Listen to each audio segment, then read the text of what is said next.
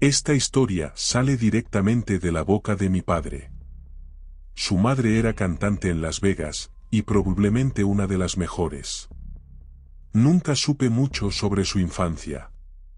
Él nos dio la mejor crianza y nunca pidió nada a cambio. Nunca hicimos preguntas porque, bueno, cuando creces bien, ¿cuál es el punto, sabes? Así que la infancia de papá fue un misterio para mí hasta ayer.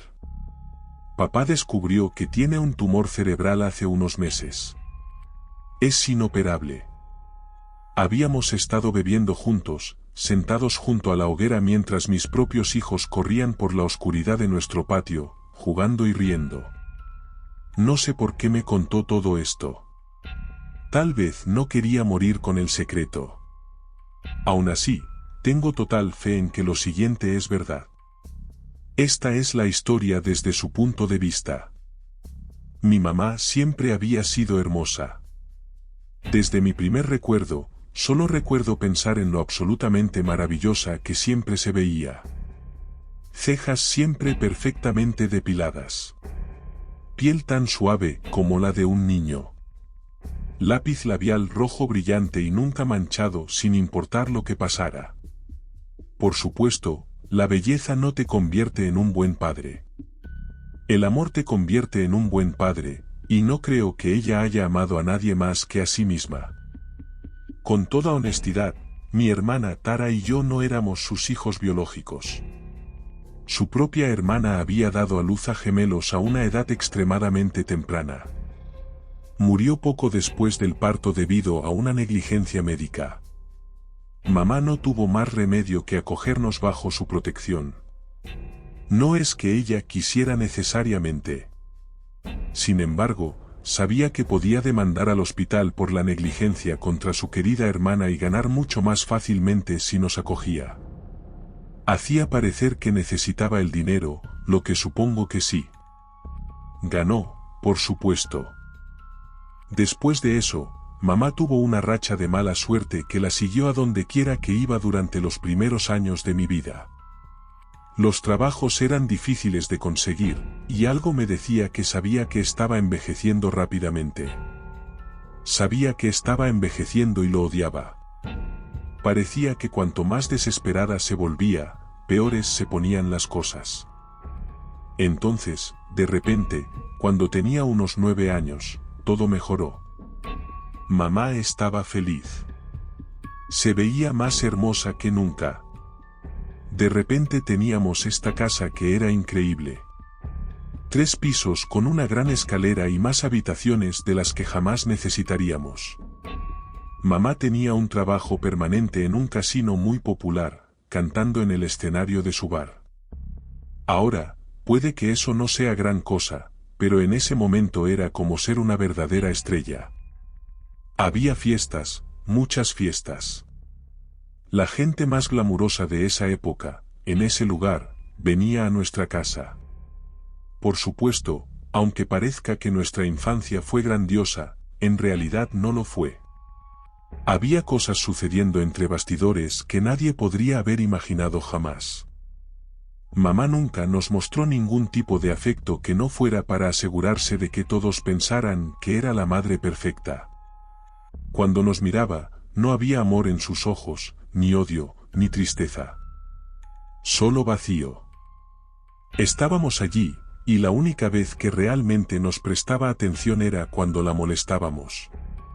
No se nos permitía salir de nuestras habitaciones más que para comer, bañarnos o jugar afuera. Teníamos una niñera que nos educaba en casa. Diablos, nunca puse un pie en una escuela real hasta mi adolescencia. Había habitaciones en las que no se nos permitía entrar en absoluto. Luego, estaba el ático. Nunca se nos permitió acercarnos a él, y aún ahora creo que tenía una buena razón para mantenernos alejados. Comenzó aproximadamente un año después de que nos mudáramos a la casa. Risas. Risas oscuras y malvadas como nunca antes había escuchado. Comenzaban en medio de la noche y continuaban hasta casi el amanecer. No eran fuertes, pero siempre parecían estar justo en tus oídos. Decírselo a mamá era inútil.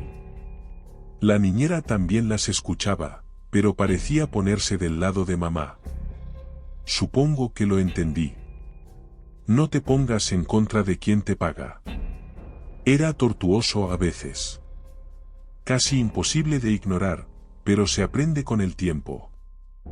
Entonces, algo bajó de allí. Solo de noche. Solo cuando mamá dormía. La primera vez que vi algo, debía tener 10 u 11 años. Me levanté en medio de la noche para ir al baño, que estaba justo al otro lado del pasillo. Sin embargo, al final de ese mismo pasillo, estaba la puerta del ático. Todos los días permanecía cerrada, con llave. Esa noche, estaba abierta, y algo se paraba a medio camino de la puerta, medio saliendo a la luz del pasillo. A pesar de esa luz, era negro. Negro como la oscuridad, negro como la muerte. Ojos blancos adornaban su rostro, demasiado grandes, demasiado separados. Ningún otro rasgo. Solo esos ojos blancos y abiertos. Viéndome. La risa que había llegado a conocer también salió de él a pesar de que no tenía boca. Se quedó allí durante un largo rato antes de deslizarse detrás de la puerta, que se cerró con un clic. Se lo conté a mamá, se lo conté a la niñera, se lo conté a Tara, se lo conté a los extraños en las fiestas. Nadie me escuchó, y así siguió. Durante más tiempo del que me gustaría decir, esa cosa me aterrorizó. Por la noche, caminaba por la casa. A veces, simplemente se quedaba parado en la puerta abierta y miraba fijamente. Otras noches, se paraba justo encima de mi cama, mirándome con esos horribles ojos. Acariciaba mi rostro con dedos largos y repugnantes que olían a leche cuajada. Eso es algo con lo que nunca aprendes a vivir e ignorar. Cuando cumplí 12 años, el trabajo empezó a escasear para mamá. Nuestras facturas estaban atrasadas. Entonces, descubrió que estaba embarazada y perdió su trabajo por completo. Era un desastre. Recordaba haberla visto llorar cuando era pequeño, pero nunca después de que las cosas empezaran a mejorar. Entonces lloraba todo el tiempo. Recuerdo haberla oído hablar con la niñera sobre querer abortar. Unas noches más tarde, la vi subir al ático. Solo la había visto ir una vez antes, con una joven de una de sus fiestas. Bajó con una expresión mucho más ligera en el rostro. Al día siguiente, nos anunció que seguiría adelante con su embarazo.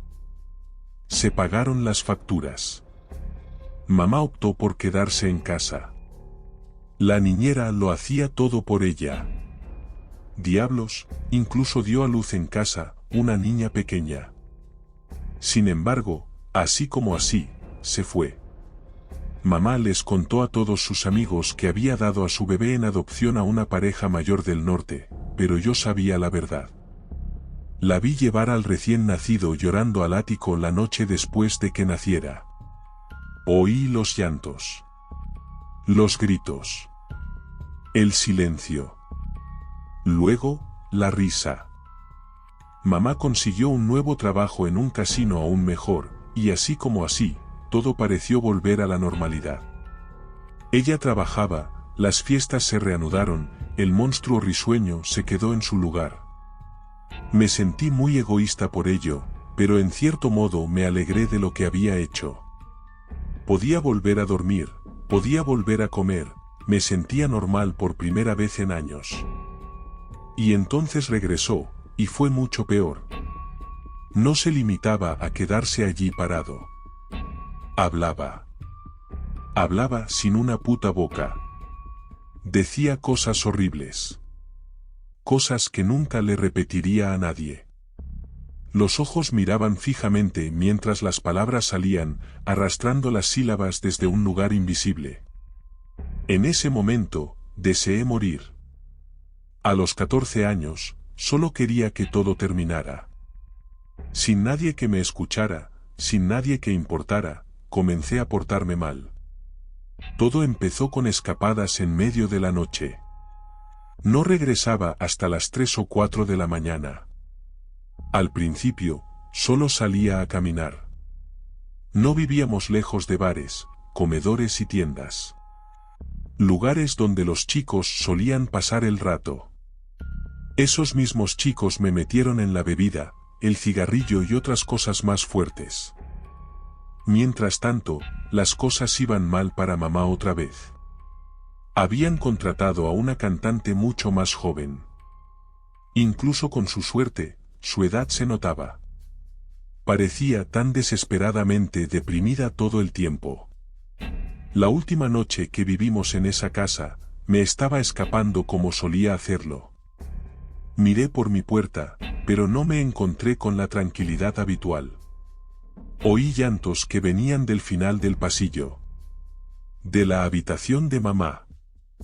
Sin embargo, no era su voz la que lloraba. Era la de la niñera. Luego oí un golpe seco y silencio. Cerré la puerta lo suficiente para poder ver por la rendija cómo mamá sacaba el cuerpo inconsciente de la niñera de su habitación, por el pasillo, hasta la puerta del ático.